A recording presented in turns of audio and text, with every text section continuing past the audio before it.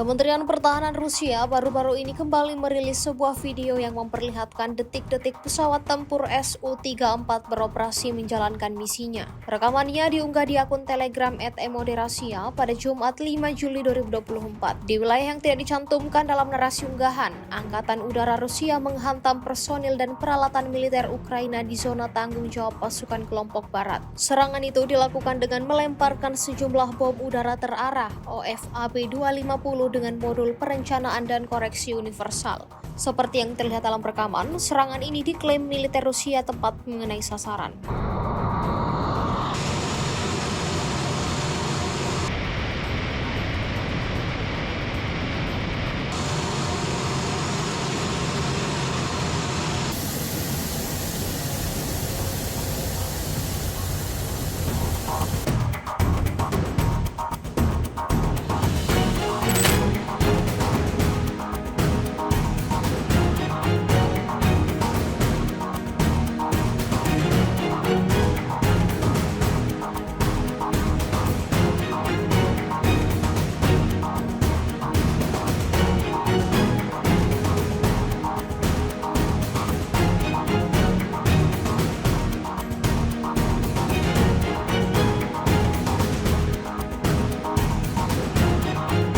Download Tribun X sekarang, menghadirkan lokal menjadi Indonesia.